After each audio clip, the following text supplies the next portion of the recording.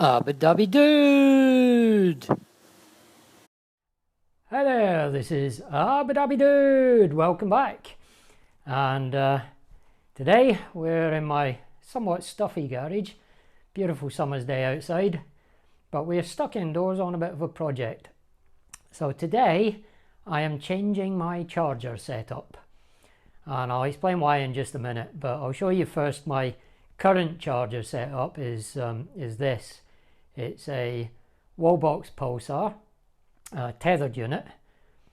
It's a nice little charger in all honesty. It's a smart charger. It pairs to your phone by Bluetooth, and then you can control it via their in-house app. You can control timing schedules, you can start and stop charging, and you can have a look at all your statistics, you know, how much you've added every month since you installed it. Really nice little charger, and when I first got it, or ordered it at least, it was pretty much exactly what I needed, I thought, because Jaguar had been advertising all along, not advertising, but they've been showing screenshots of their app and, you know, in-car infotainment screenshots that showed you could control the maximum state of charge on the I-Pace from both the car and the app. When it came to production though, they took that feature out. So then your only choice was to charge up to 100%. If you've watched any of my other videos, I've covered how to get around that using the car's preferred charging programs. And there's also a couple of apps which allow you to control the maximum state of charge. There's MyPace for iOS, there's WhattCat for Android, and well, there's a couple of other ones that I'm not really allowed to talk about because I've been beta testing them. But they all rely on you remembering to open the app before you go to bed. Well, I don't use Android, so WhattCat is out for me. I've got an Android phone that I use just for some testing and reviews and that kind of stuff, but I don't actually use Android. So I've got MyPace is my primary option, along with, as I say, some of the other beta test apps.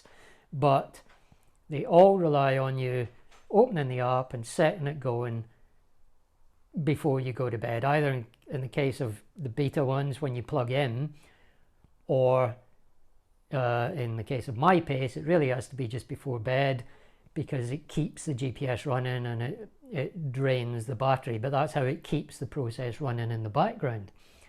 So, me being me, I would keep on forgetting to start the app. The one I'm beta testing has been quite unreliable. Not their fault, but it relies on the I-Pace's API, which is slow and quite unreliable, so it quite often just doesn't work. I don't know why. I've come out to the car loads of times and it either hasn't charged at all or it's just charged up to 100%. Sometimes it works great, but it's not reliable. So I have decided to change my setup, and I am going to be replacing my charger with this one, which is a, not sure how you pronounce it, I call it a Cube. Qub EV. I call it a Cube EV. Whether that's right or not sure. Got it from EV One Stop Shop. Again, not a sponsored video, not promotional in any sense. I bought all this stuff myself. So we'll be replacing the charger with that one, which is a completely dumb charger, but it's untethered, which is what I need, because I've also bought an Ohme EV charging cable. Now it's a smart charging cable, for those that haven't heard of them, and it's got the charger built into the cable. So you don't need a smart charger because you've got a smart cable. So that's why I went for the Cube EV dumb charger. Now the whole setup was dirt cheap, completely without any government grants. It was £425, which is incredibly cheap. It's basically $225 for the charger, and then special offer for Octopus Energy customers, is that you can get the Ohme cable for £199. That's pretty much half price. I think they're £399 to buy normally.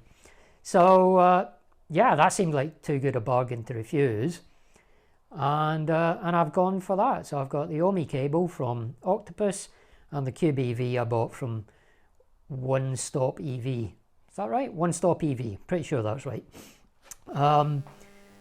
So what I'm going to have to do is have the charger replaced, and then I can set the cable up with the charger. Now the great thing about the cable is that it's got everything built into it. It's got the timed charging, and you can just tell it your tariff. So I tell it I'm an Octopus Go 0130 to 0530, which it will know, and I tell it normally I just want to charge to 80%, and it will use the API to track the car's state of charge, but it doesn't use the API to start and stop charging. That's all done within the charger itself. So basically, the theory is, and we'll see if this works, I hope it does, is that now I'll be able to seamlessly and effortlessly just plug in whenever I come home, and without me having to do anything else, the car will start charging between 0130 and 0530, and it will stop charging at 80%. That's the goal. Let's hope it works. So I'll show you the various stages as the charger's getting replaced. I'll show you the sort of stages in between. Apparently it's quite a straightforward job, but we'll just go through it all and have a look. So the first thing that happens is the faceplate gets taken off the wall box charger, and you can see the innards there. Now there's basically three cables. There's live, neutral and earth. It's not rocket science, this. So it's three cables going in.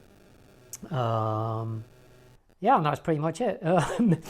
So next step is to remove the charger itself. So he basically undid those three wires, takes the charger off the wall, and you have the charger removed, and there's the bare wires coming out of the wall. Now I should stress this is only this easy for me because I already had a charger, so I don't have to worry about the extra consumer unit, all the RCDs and protection and everything. That's all been done already for me, so that's all on the other side of the wall, basically inside the house next to the consumer unit. So this is literally just replacing the charger. That's why it's such a simple process, because all the difficult stuff has already been done. The actual charger itself is just three wires connected into that system. So yeah, that's it, ready for the charger to go on the wall now. And after that, he hooked the charger up. Now you can see, before we look at that, this is the the Cube with the faceplate removed. Obviously, being a tethered unit, an untethered unit, it's got the socket on the front, so you can't take the faceplate completely away. But yeah, inside there's the connector point for those three wires. Live, neutral, earth, just the same. And the only extra thing he's going to have to do is drill a hole for the cable to go in. Logical place is that bottom left corner there, because that ties in with where the wire comes in from the consumer unit. So I'll leave him to do that, and we'll come back to him in just a minute, or come back to it in just a minute, should I say. So here's the Cube on the wall, and as you can see, three wires are connected. It's a fairly simple process again. That bottom hole had to be drilled, but other than that, just a straightforward, simple screw those three wires in, basically. And then it's just a fairly simple case, really, of doing up those four plastic screws to put the faceplate back on and secure it in position. And then if you can do the consumer unit, just switch those two switches up for me. Thanks. So professional.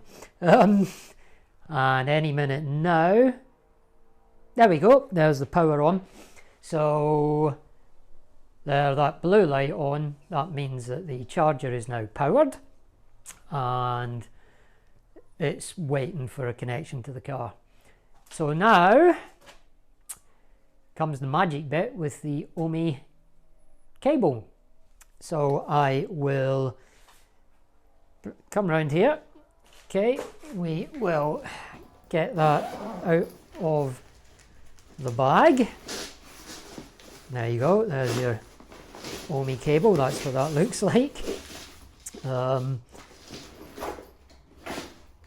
Right, okay, so now I've got to pair it with the app. There's a QR code on the back there. You can see the front, you've got the screen and the little 3 LED lights underneath there, that little circle. Those are lights that will show you what the charge is doing. And then on the back there is the QR code. So now, if I take the charging cable over to the new charger, and then we get that plugged in. So just hook that up. There we go. Right. Now that's interesting actually. The screen is dead at the moment. So obviously I thought it would come to life as soon as I plugged it into the wall. But it looks like, well, I've either got a dead Ohme charger or it only comes to life when you plug it into the car. So let's hope it's down to that. Before I do that, let's get the app set up. So on the App Store, on the Apple App Store that is, this is the Ohme app that you'll be looking for. Be a slightly different way of finding it on the Android App Store, but this is the Apple one. Now I've already downloaded it, I've already installed it. But the first thing that will happen when you open the app, if you haven't already set it up, is you'll have to set up an account with them. Dead simple. I'm not going to show you it. It's the usual email address and password thing. But with the addition that you can also set it to sign in with Apple. So Apple gives you an anonymous email address and creates an account that way for you. Or you can sign in with Google or sign in with Facebook, I think it is. I just did the email one. So once you've done that, the next time you open the app, it will take you to this process. This is the setting up a new app, basically, or setting up the app from new. So the first thing you have to do is agree to the terms and conditions. Now, obviously, I'm a very fast reader, so I'll agree to those. Then you select your country, scroll up to the UK and tap on the flag. And then just a page saying, if you shake your device, you can send feedback to them if you've had a bug report or anything that you want to submit. So the first page is let's get started. I'll tap on continue there. Then do you have an Ohme charger? Yes, I do. Then it needs permission to access the camera, which I will allow, because the next step is to scan the QR code on the back of the charger. So do that. There you go. Okay, send notification permission. Yep, we'll allow that. And on to select car. I've got a Jaguar, obviously.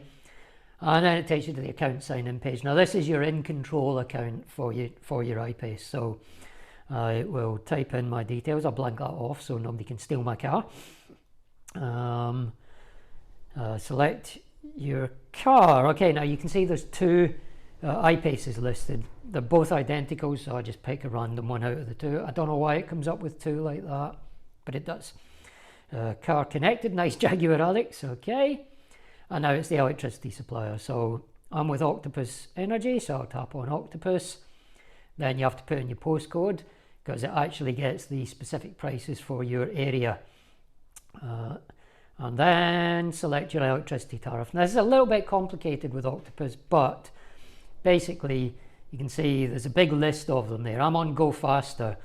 Now the coding is 4H for 4 hours and then dash and then the time that your off-peak starts. So my off-peak is 4 hours from 0130 to 0530. So what I'm looking for is a go faster one with, in the code, 4H-0130.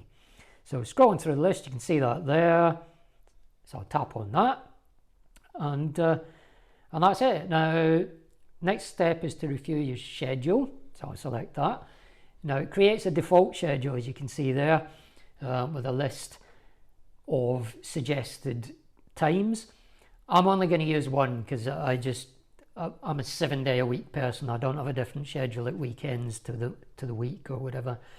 You can set it up obviously yourself, but I'm only going to have one enabled, so disable everything but one, and then I'll tap on it to edit it. First thing I'll do is change the name, because it's for every morning 70%. I'm going to change that to every morning 80%. So change the name to 80, and then you just slide that little slider to the target range, which for me is 80%. Then I'll change my finish time to 0530, so that's me saying I want it at 80% by 5:30 in the morning, which is the end of my Octopus tariff. Tap on save, tap on done, and that's it. Now that's the dashboard page now that you can see, so that's showing that the car's not plugged in at the moment. If you tap the menu in the top left and then settings, brings up this page.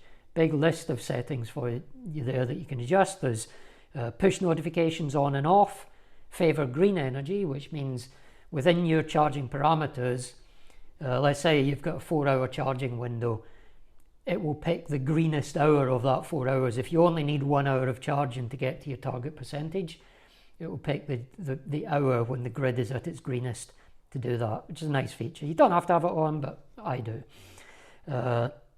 Then you have optimized battery life, and that will adjust the charging rate of the battery to prolong your battery life. Again, nice feature, no harm in leaving it on, so I'll leave it on. Save money, that basically tries to charge at the cheapest rates. So if you've told it, let's say you're on Octopus Agile than Octopus Go, if you plugged in at 6 o'clock in the night, you've told it you want to be at 80% by 5:30 in the morning, it will then look at, okay, it needs 3 hours to charge to 80%, and it will then go through the time between now and 0530 and pick the cheapest half-hour blocks. So it will pick 6 half-hour blocks basically, and it will pick the cheapest ones in that time period. Again, very clever, probably more useful on Agile than Octopus Go, but still useful. And then underneath that, you can change your car, change your charger if you buy a new cable, change your electricity supplier, change your country, and finally you can change the setting for miles or kilometers for distances. So let's go back to the charging schedule page, because there's one other thing I want to show you there. Now on this page there's another settings icon. See the little settings icon on the top right there? So if you tap on that, you will get a limit charging over a certain cost option. That one is the one I'm going to use. So my off-peak rate is 5 pence. So if I set that to 5 pence, it means the car will only ever charge, rather than preferred charging at the cheapest rate, it will now only charge at a maximum of 5 pence. Again, that's also useful for Octopus Agile, but even for Octopus Go, if you set it at that, it will only charge during your off-peak window. So by setting that to on, it now will charge to 80% maximum, but it will only charge between 1:30 and 5:30.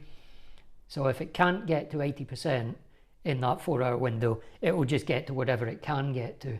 Without that maximum 5 pence, if it couldn't get to 80% in the 4 hours, it would charge for those 4 hours, but then also use some peak rate electricity to get you to 80%. So it's a slight differential there, but for me, I'd rather use the off-peak, because even if I don't get to 80%, I'll probably, chances are it would be 70-odd%. That's still 140, 150 miles of range, which is more than I normally need. Right, so back to the dashboard, and let's plug the car in now and see what happens with that. So let's get the cable. Oops. Squeeze up alongside the car. Oops, sorry, lost me there. Squeeze up alongside the car. Plug in. Okay, now if I get out, and I'm going to squeeze the car half in, half out the garage for this this demonstration. Right, so now if you look at the charger, you can see that it's come to life, which is good news. So that ties in with what I was saying about it only charging once it's connected to the car. It's got flashing green light now. That's the handshake going on. It's quite a satisfying clunk there. I don't know if you heard it when it clicked into life, so that would imply there's some quite serious hardware inside that charger, which is nice. But yeah, then the handshake completes. Another clunk. The red light comes on, the green light is flashing, and then you can see on the screen that the charger itself is ramping up now and up to 7 kilowatts charging speed. It's going to settle at that for a little bit, I think. Now I think what happens here is it does that for a bit to ascertain the maximum charge rate that your car can accept, so that it knows how long it needs to charge for to get to your target percentage. And there you go. Charger's now in standby or smart charger mode or whatever they call it, but you got the sequential flashing lights. That means it's waiting now. And then if we look at the app screen, you can see it going through a few calculations, and we're done. So now if I leave the car like that, I could just go inside, get up in the morning, and theoretically by 5:30 in the morning the car should be at 80%. The car at the moment's at 65%, so that would be about 2 hours of charging to get to 80. Right, so that's pretty much it really. As I say, all I have to do now is leave it, but there's one more thing I want to show you before we do that, and that's with the car plugged in. If I go to if you're on the dashboard page as we are here, if you click that change target button, it will bring up this page, and that allows you to change the target only for this charging session. So if you wanted a higher or even a lower percentage, you can adjust it there just by sliding the timer. Or let's say you're leaving particularly early in the morning, so you want to be at 80% by 3:30 or 1:30, you know, you can adjust the slider for the target time. And then you can switch off the price limit as well. So let's say you definitely want to get to 80%, but it's going to take it 5 hours to get to 80% instead of 4. You can switch off your price limit. And probably the most useful one here is the max charging button. If you press that, I'll show you that, tap on confirm, you go back to the dashboard, you'll see that it contacts the charger. The whole screen goes red to indicate that it's max charging, and you see up the top there it says max charging, charge to full ASAP. So what that means is it will charge the car right up to full, to 100%, and it will start charging right away. It will ignore all your rules about percentages, off-peak rates, etc. Really useful if you're either wanting to charge to 100% just to balance the cells, or if you've got a long trip the next day, you can also just hit that and it will just charge right up to 100% straight away. Very useful, and it's only for this session, so the next time you plug in, none of that will be enabled. You won't have to go back in and disable it. So you can, again, if you change your mind, you can switch that off. So just switch off max charging, but it will stay at that 100% target. So you can see I would have to then tap it again and change the slider to 80%, and also turn on the not above 5p switch. Confirm, back to the dashboard, and there you go. Now that's messed up a few things, so I'm actually going to unplug the car and plug it back in again, so it all goes back to the default settings, just in case I've left anything switched on there. But then I'm going to leave the car overnight now. I'm going to let it do its thing, and we'll come back in the morning, although by the magic of television, it will be in about 30 seconds time. But we'll come back in the morning and we'll see if everything has worked as planned. But next time you see me, the car should be at 85% and it shouldn't be charging because it will be outside my off-peak period, and also it will have achieved the target figure. So yeah, I'll see you in about a fraction of a second, but really speak to you tomorrow. Okay, welcome back, time travellers. It is now officially tomorrow. And let's see how it's done overnight. Has it worked? Now, I could make this simple just by showing you the app. But let's maintain the drama a little bit longer and actually have a look at it in car, because that's much more exciting. So, oops, apologies, bumped you a bit there. So here we go, and there you have it. 80% spot on. That seems to have worked perfectly. It's just dropped to 79 because I've switched everything on, so that obviously means it got to bang on 80% and then stopped. Brilliant. Yeah, I'm very happy with that. That seems to have worked absolutely perfectly. So there you can see it's got to 80% and stopped. And that is brilliant. That's exactly what I wanted. Even the apps that I mentioned before, the Wattcat and MyPace apps, will overshoot slightly because they work in a slightly different way. So they will overshoot. I've regularly seen them come into like 81, 82, 83% and then stopping. Not a disaster by any means, but certainly on this one occasion, maybe too early to draw any conclusions, but this one stopped at bang on 80. But yeah, I'm very happy with that. It's going to change my charging behaviour now as well, because up till now what I've done is I've run the car down to sort of between 45 and 50% and then plugged in to get it up to round about 80% in that 4-hour window to save me messing around too much. So I've been kind of managing the battery, if you like, to charge it up to around 80%. Now I don't have to do that anymore. I can just use the Ohme to do that. Before I finish that thought, anyone that's wondering why I care about that, partially it's because I want to preserve the battery life for as long as possible. And even though Jaguar says, don't worry about it, we've got great thermal management, just plug in every night, charge to 100, don't worry about it.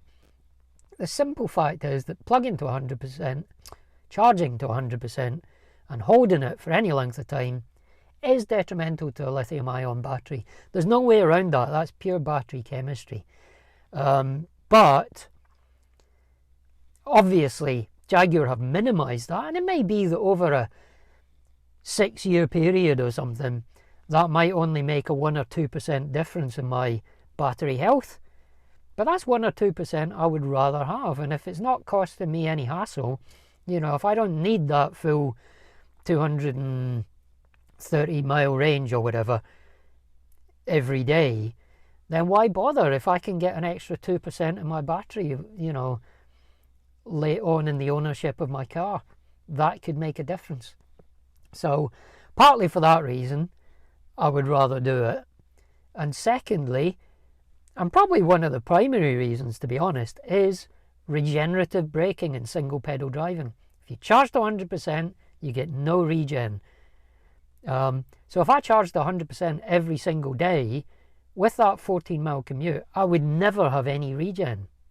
I would constantly be using the brake pedal, so I would be wearing my brake pads down, adding particulate emissions from the brake pads, and increasing my maintenance costs over the lifetime of the car. So I'd be affecting the environment, affecting my pocket, losing one of the benefits of EV ownership, which is single pedal driving.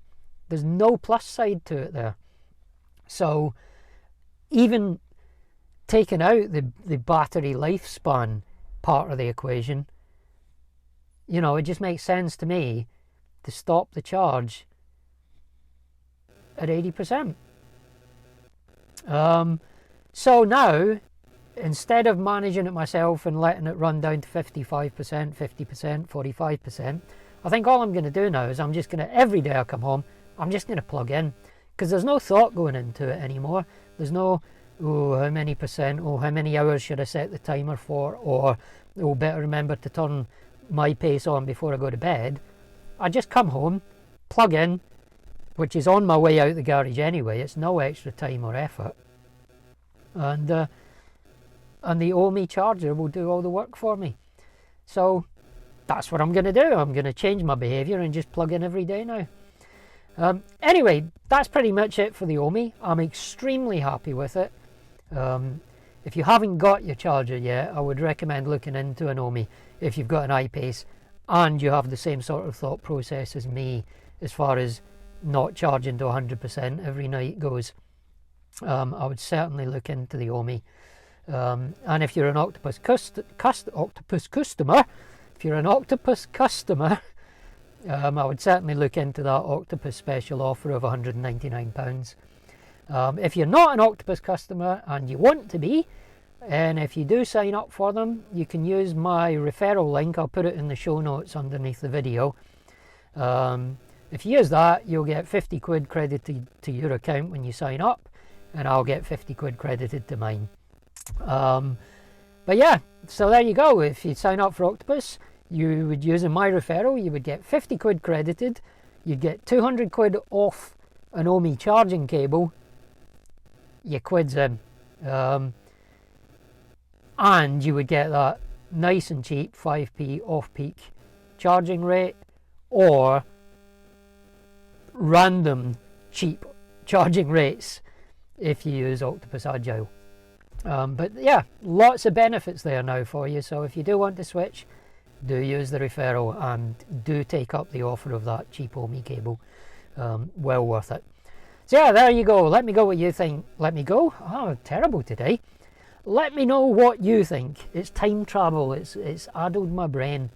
Let me know what you think about the Ohme. Is it a worthwhile benefit, or do you not care about the regen braking and the battery life? Are you a plug-in to 100%? Or do you not mind having to remember to switch an app on every night to limit it, or etc, etc. Let me know your thoughts on the whole charging process and the Ohme cable and what your thoughts on that are. Do hope you've enjoyed it. Do hope you found it informative. If you have, don't forget to do all the usual stuff. A big like, thumbs up, share, subscribe. All those help the channel immensely. And if you do want to subscribe, you can do that right now by clicking on my ugly little face over there.